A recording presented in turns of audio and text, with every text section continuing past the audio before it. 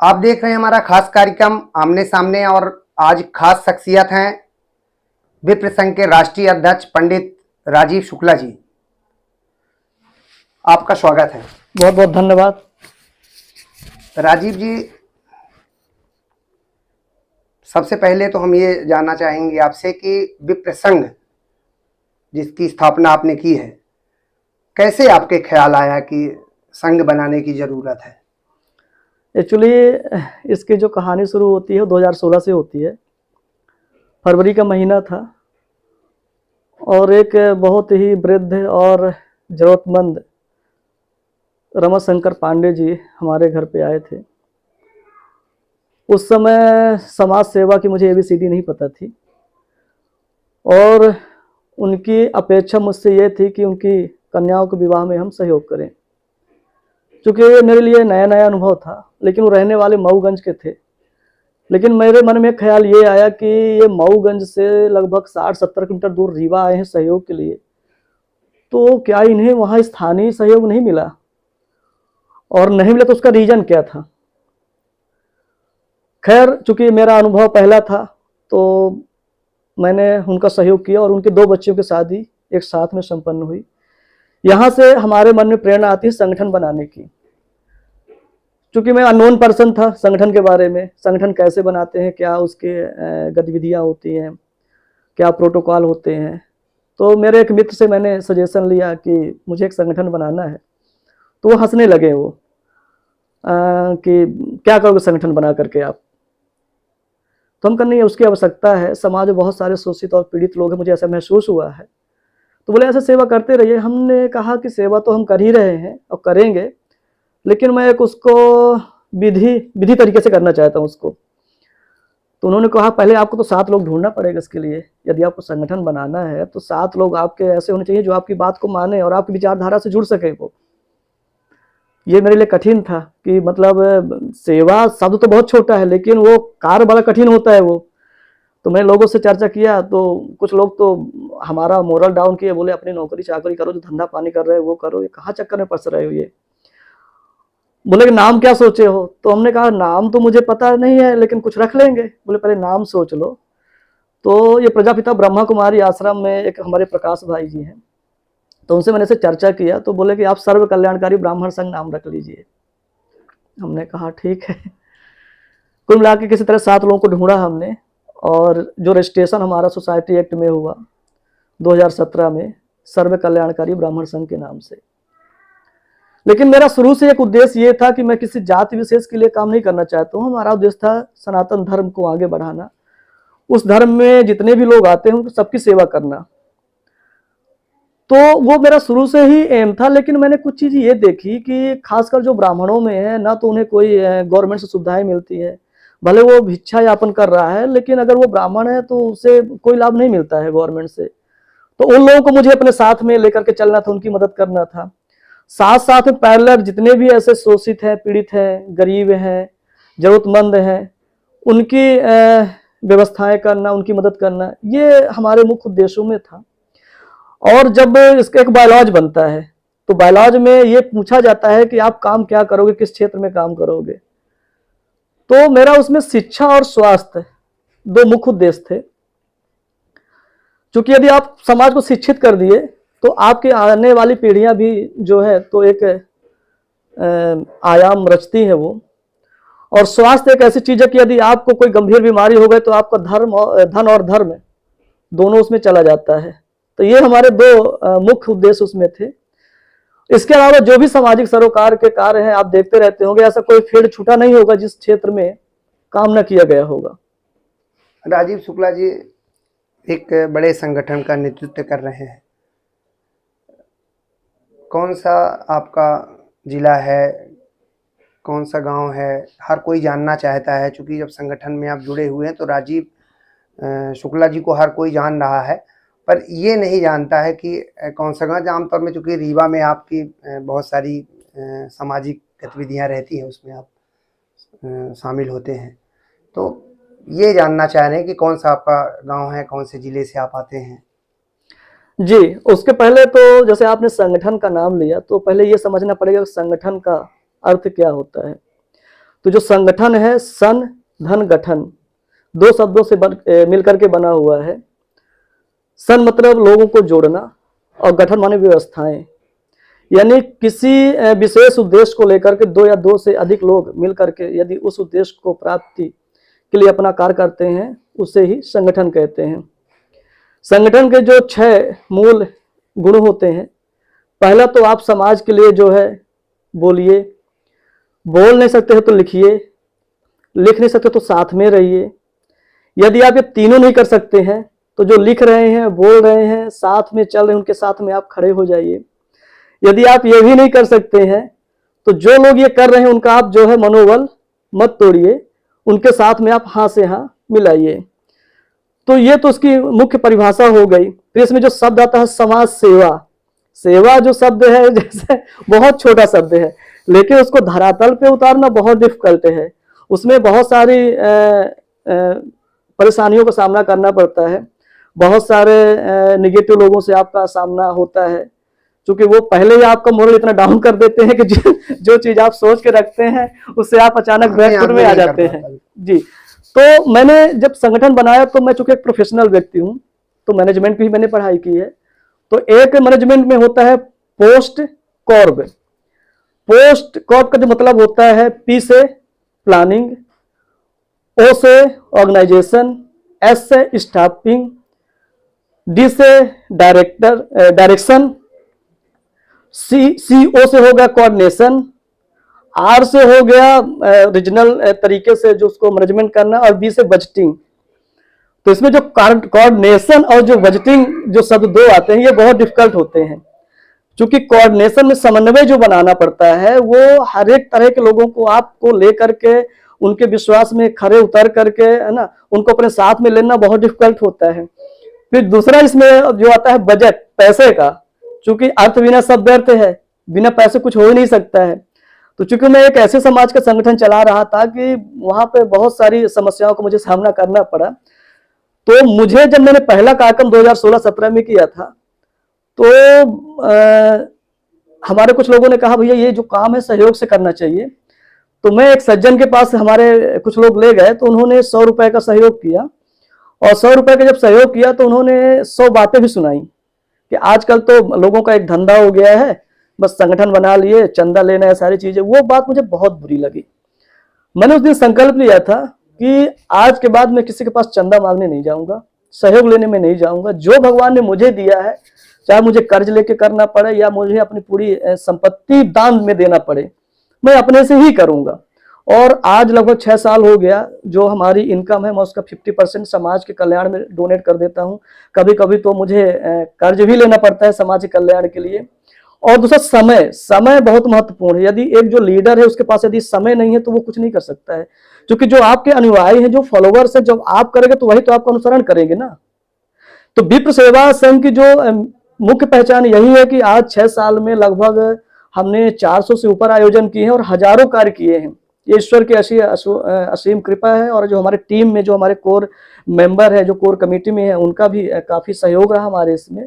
तो हम लोग ने एवरी फील्ड में काम किया, और कभी न गवर्नमेंट से, न शासन से, न प्रशासन से, न पॉलिटिशियन से कभी हम लोगों ने किसी 1 रुपए का चंदा नहीं लिया हम लोगों ने। और मैं आपको बता दूं कि रीवा शहर में ऐसा कोई फील्ड नहीं है जहां काम न किए गए हों। और 3 हमारे मुख्य काम यहाँ पे हैं। एक तो आप चिरौला मंदिर में जाएंगे तो लगभग वहां पे हम एक धर्मशाला का निर्माण कर रहे हैं, लगभग वो कंप्लीट ही होने वाला है, और वो बना करके उसको हम डोनेट कर देंगे, प्रशासन को डोनेट कर देंगे। लगभग उसकी 6 लाख रुपए की इनकम आएगी, वो भी शासन प्रशासन उसका उपयोग करेगा। दूसरा, फर्स्ट लेकर के 10वीं तक के बच्चों को हम निःशुल्क पढ़ा रहे हैं, जो ऐसे नीडी पर्सन, गरीब बच्चे हैं। आपका जो कामधेनु डेयरी है बीजेपी कार्यालय के बगल में ही, अपन ने वहाँ किराए से कमरे लेकर के टीचरों को रख करके वो पढ़ा रहे हैं। कुछ ऐसे जो स्कूलें हैं, जैसे सामान्य स्कूल में आप चले जाइए तो वहाँ पे टीचर्स नहीं इंग्लिश वगैरह के, तो टीचर्स को हायर कर करके उनको पेमेंट हम करते हैं, लेकिन बच्चों को लाभ उसका हो रहा है। तीसरा, आप मॉडल साइंस कॉलेज में जाइए तो चूंकि हमारे एक ऑब्जेक्टिव में योगा और खेल कूद का भी एक सब्जेक्ट है, तो वहाँ लगभग हम 1.5-2 लाख रुपए की कीमत से एक पार्क का निर्माण कर रहे हैं, वो भी लगभग कंप्लीट ही हो गया है। तो ये जो हमारे 3 बड़े प्रोजेक्ट हैं, बाकी समाज सेवा के एवरी फील्ड में आप देखेंगे तो आप लोग तो खैर पत्रकार हैं तो सब चीजें आपको पता ही है। दूसरा, आपने मेरे बारे में पूछा कि आप कहाँ से हैं, आप कहाँ के रहने वाले हैं, सारी चीजें। तो रीवा से लगभग 10-12 किलोमीटर आगे एक तुर्की रेलवे स्टेशन है, वो मेरा जो है पुश्तैनी गाँव है। और वो जो गांव है वो हमारे घर के नाम से, यानी जो हम लोगों का जो एक प्रचलन में नहीं होता गांव में, तो गुरु बाबा के नाम से तुर्की जानी जाती है। वो बाबा जी हमारे बहुत प्रचंड विद्वान थे और संगीत की सारी कलाएं उनको आती थी और काफी बड़ी उनकी शिष्यवृत्ति कई स्टेटों में थी। तो वो लगभग 50 किलोमीटर के आसपास वो तुर्की जो है गुरु बाबा के नाम से ही जाना जाता है। और 80 के दशक में, उस समय तो हम छोटे थे, मतलब हमारा जन्म भी नहीं हुआ था, लेकिन साधु महात्माओं का आना हमारे घर में, सारी चीजें, संगीत की ये चीजें मैं देखता था, लोगों का सहयोग करना, तो वो हमारे कहीं कहीं जीन्स और ब्लड में था वो चीजें। लेकिन मुझे प्लेटफॉर्म नहीं मिला था, तो वो चीजें मैं उसको आगे डेवलपमेंट नहीं कर पाया था। तो वो मेरा एक गांव हो गया और रीवा में हमें लगभग 10-12 साल हो गया है, तो अभी तो निवास स्थान यहीं पे है। और इसी में आपके क्वेश्चन जुड़ा था कि आप कहाँ कहाँ काम कर रहे हैं। तो विप्र सेवा संघ इस समय भारत के लगभग 22 राज्यों में है। एक स्टेट से लेकर के, जिले से लेकर के ब्लॉक तक डाटा हमारे पास है। लोगों को, जो हमारे सदस्य, उनको व्हाट्सएप नंबर से लेकर के सारी इंफॉर्मेशन अपने पास में है। और रीवा, सतना, सीधी, खासकर अगर मध्य प्रदेश की बात करते हैं तो 40 जिलों में अपनी संस्था है। और मोस्टली भोपाल है, इंदौर है, उज्जैन है, इधर के जो विंध्य क्षेत्र के जो जिले हैं, तो यहाँ पे काफी ज्यादा सक्रिय होकर काम कर रहे हैं। और अगर स्टेट की बात करें तो राजस्थान हो गया आपका, महाराष्ट्र हो गया, उत्तर प्रदेश हो गया, मध्य प्रदेश अपना ही, छत्तीसगढ़ हो गया। तो यहाँ एक्टिविटी हो रही है। बाकी राज्यों में धीरे धीरे लोग काम कर रहे हैं। बिल्कुल, अब आपके पारिवारिक जीवन की ओर बात करेंगे। आपने जैसे कहा कि आपके बाबा जी गुरु बाबा जी के नाम से, गुरु बाबा के नाम से जी तुर्की में और आसपास के पूरे एरिया में हर कोई जानता था। जी एक बहुत बड़ा जी उनका चलान था। जी जी आपके पिताजी क्या करते हैं और कितने भाई बहन हैं आप? जी पिताजी जो हमारे 4 भाई थे, पिताजी हमारे सबसे छोटे हैं। सबसे बड़े पिताजी हमारे वैसे पॉलिटिक्स में रहे और उनका काफ़ी बड़ा बिजनेस है ट्रांसपोर्ट और माइनिंग का, कटनी में वो शिफ्ट है। दूसरे नंबर पे जो हमारे बड़े पिताजी हैं, तो वो चूंकि जब बाबा जी हमारे नहीं रह गए, तो वो जो गुरु परंपरा की जो शिष्यवृत्ति है उसी को आगे वो बढ़ा रहे हैं। तीसरे नंबर के जो हमारे बड़े पिताजी हैं वो रेलवे में CTI थे। पापा जी हमारे सबसे छोटे हैं, चौथे माइनिंग डिपार्टमेंट में थे। और हम लोग 2 भाई हैं और मैं बड़ा हूँ और छोटा भाई हमारे एक बड़ी मोटी कार लोग कंपनी में HR हेड है। तो छोटा परिवार है अपना। और लगभग कहें तो 4 जिलों को हम लोग कवर करते हैं। जो सबसे बड़े पिताजी हमारे कटनी में शिफ्ट हैं, फिर उसके बाद जो है तो वो जबलपुर में शिफ्ट हैं, और फिर एक अपना सतना जिले में हो गया, रीवा में मैं शिफ्ट हूँ, तो 4 जिलों का जी बिल्कुल। अब बात की जाए संगठन की, तो अब संगठन भी आपका लगातार सामाजिक गतिविधियों में शामिल रहता है और आप भी कई सरोकार समाज के लिए कार्य करते हैं। तो कभी आपको ऐसा प्रतीत होता है कि नहीं, हम ये काम नहीं कर पाए और मन को पीड़ा होती है, समाज उपेक्षित भी है, जिस तरह से आपने कहा कि संगठन बनाने का उद्देश्य ही यही है। तो ऐसा कौन से कार्य हैं जो भी आप चाह रहे हैं और उस कहीं न कहीं उसका सपोर्ट नहीं मिल पा रहा है और आपकी इच्छा है कि वो कार्य किए जाएँ, खास तौर से समाज की बात करें तो? सुशील जी, देखिए ऐसा है कि ऐसी ईश्वर कृपा रही कि जिस कार्य में हमने हाथ लगाया वो सफल ही रहा है अभी तक। लेकिन मेरा एक सपना है कि जो शिक्षा के क्षेत्र में हम ज़्यादा काम कर रहे हैं, तो एक कोई स्कूल या कॉलेज खोलने का मेरा विचार है। और अभी तो हमने उसमें पहल नहीं की है, लेकिन मेरा ईश्वर के ऊपर विश्वास है कि वो कार्य भी पूर्ण होगा। समय उसमें लग सकता है। और बाकी तो जो जिस काम में भी हाथ लगाया है तो वो सफल ही हुए हैं। जी राजीव जी, कोई भी संगठन जब बनता है और तैयार होकर उसकी रूपरेखा समाज के सामने आती है, तो कहीं न कहीं जो राजनीति है वो उस पे कहीं न कहीं बड़ी तेजी के साथ सक्रिय रूप से अंदर घुसती है और उस संगठन को राजनीतिक संगठन हो जाता है। फिर वो उसकी परिभाषा बदल जाती है। तो विप्र संघ जिस तरीके से पूरे विंध्य संभाग की बात करें, विंध्य में बात करें, तो लगातार सक्रिय रूप से हैं आप। तो ऐसा कभी आपको लगता है कि नहीं, राजनीतिक रूप से भी लोगों की मदद की जाए? सुशील जी, देखिए ऐसा है कि मैंने ये देखा है कि आज के डेट में जो पावर है वो राजनीति के पास में है। यानी आपको कोई बड़े मुद्दे उठाने हैं तो आप राजनीति के माध्यम से ही उठा सकते हैं। सदन में जब आप पहुंचेंगे, जनतंत्र है, जो प्रतिनिधि आपकी आवाज को वहां पे उठा सकता है। यहाँ आप कितना भी हल्ला करिए, आंदोलन करिए, उसका बहुत बड़ा इतना प्रभाव नहीं होता है।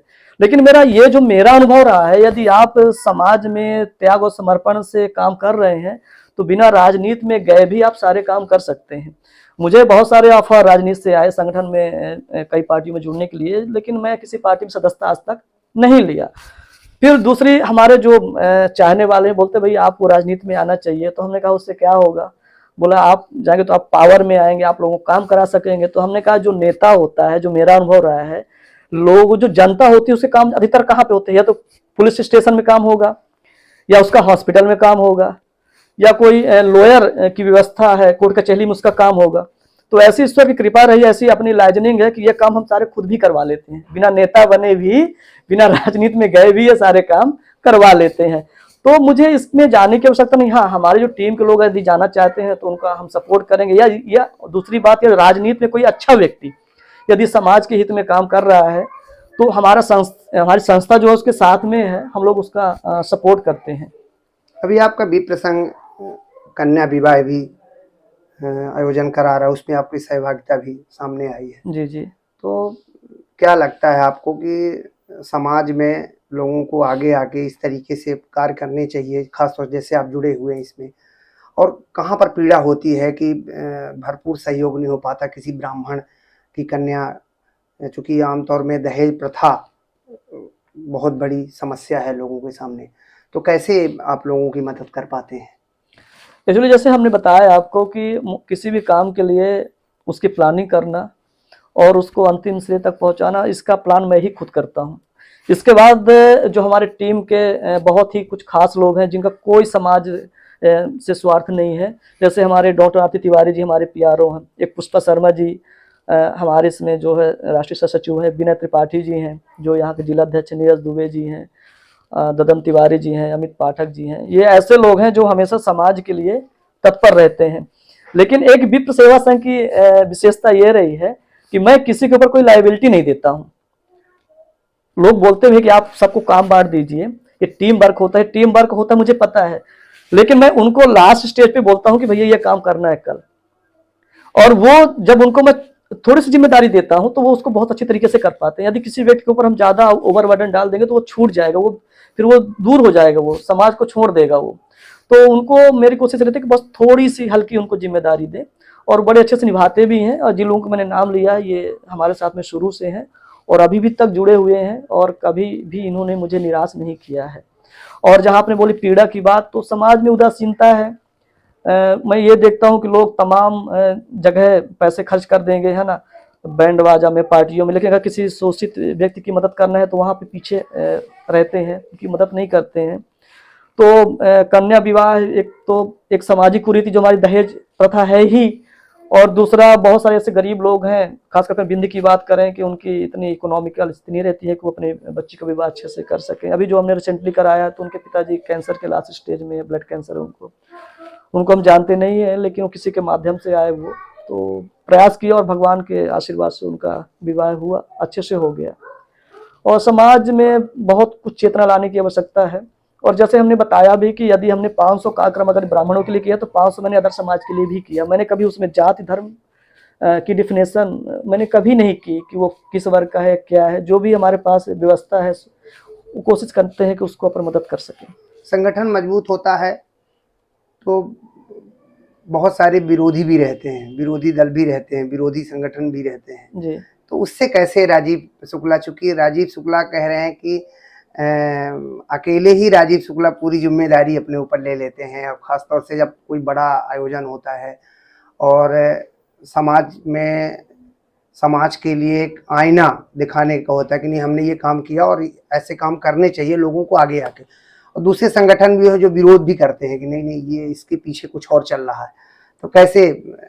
शुरू में जब हमने इसको शुरू किया था ना तो लोगों ने कहा कुछ नहीं, इनको अब राजनीति में आना है तो एक प्लेटफॉर्म बना रहे हैं। फिर जब कुछ साल बीत गए तो हम कहीं जुड़े नहीं, फिर उनको लगा होगा कि नहीं कुछ नहीं, चंदा लेकर के काम कर रहे होंगे, फिर उनको कहीं ये मौका भी नहीं मिला होगा। लेकिन कहते ना कि मैं अकेला ही चला था जानबे मंजिल, मगर लोग साथ आते गए और कारवां बढ़ता गया।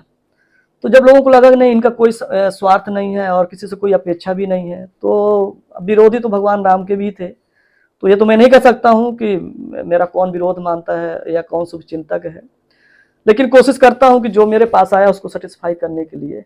बाकी किसी को मानना होगा तो उसमें हम क्या कर सकते हैं। बहुत सारे ब्राह्मण संगठन भी सामने हैं जो ब्राह्मण के हित की बात करते हैं। बहुत सारे संगठन बने, फिर उन संगठनों की गतिविधियां सामने नहीं आई, सामाजिक रूप से सरोकार सामने नहीं आए। राजीव शुक्ला लगातार समाज के लिए काम कर रहे हैं, तो कैसे देखते हैं आप? जैसे संगठन बनते हैं, समाज के हित की बात करते हैं।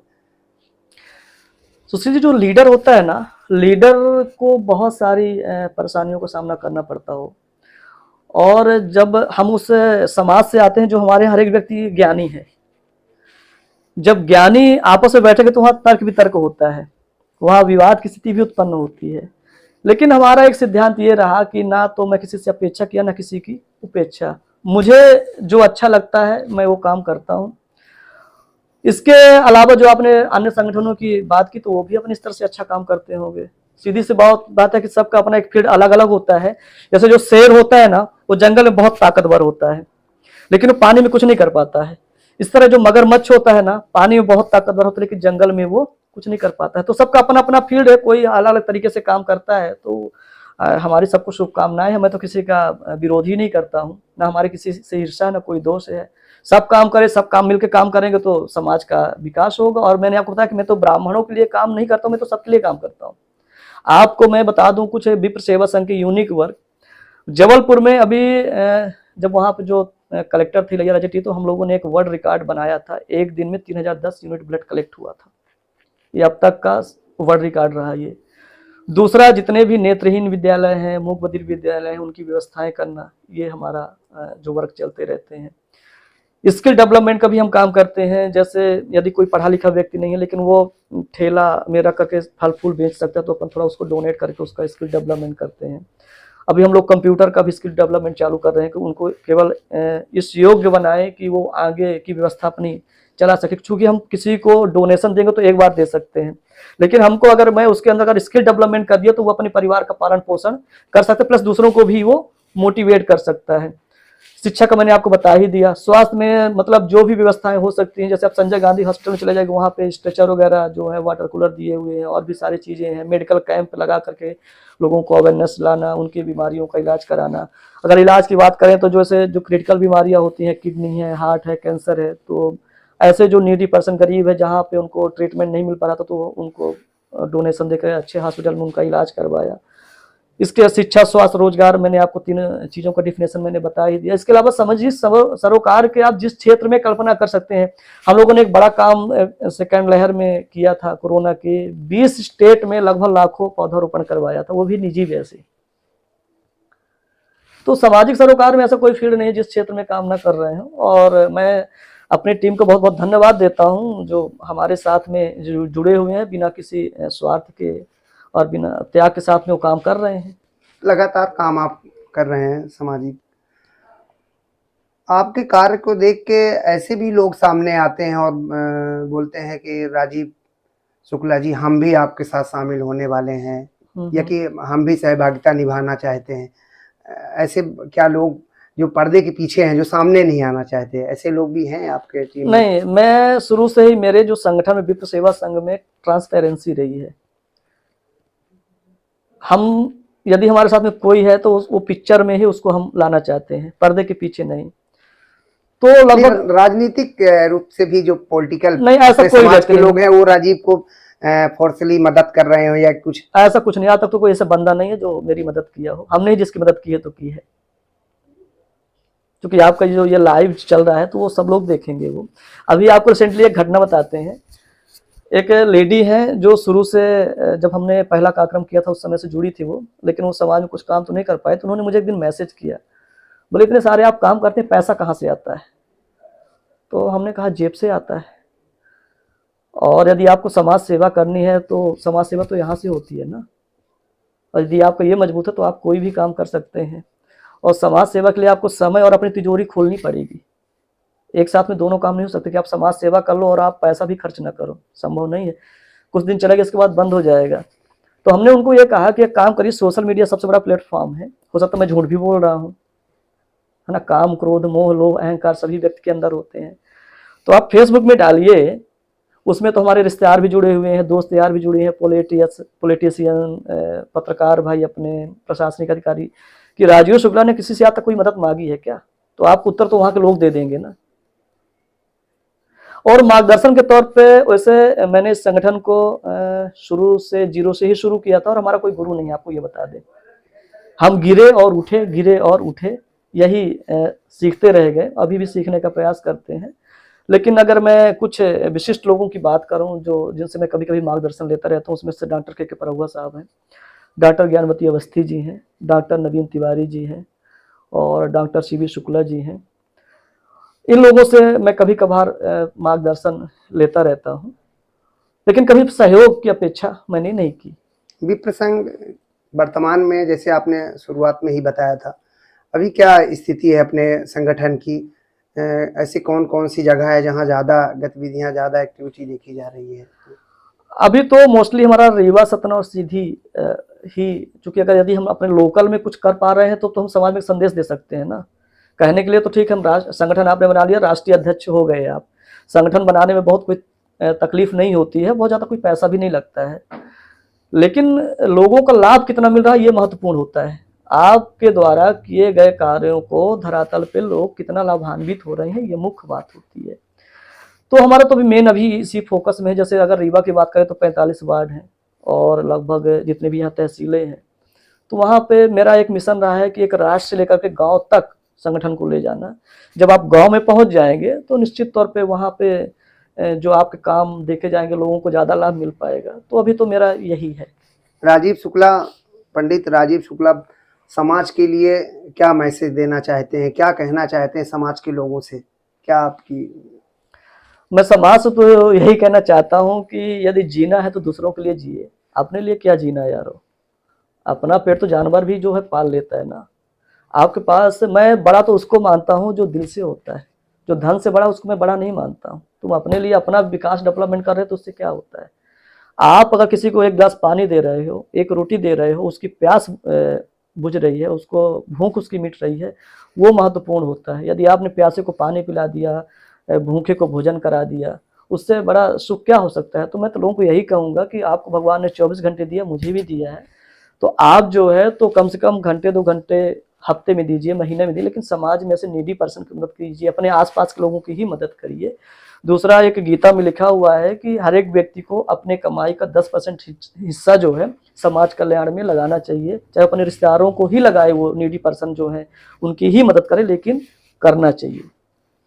ये थे ब्राह्मण समाज के राष्ट्रीय अध्यक्ष पंडित राजीव शुक्ला जी, जिन्होंने साफ तौर पे बात रखी और जिस तरीके से उन्होंने कहा कि निस्वार्थ भावना से इस संगठन के साथ वो काम कर रहे हैं और लगातार समाज के हित के लिए काम करते रहे।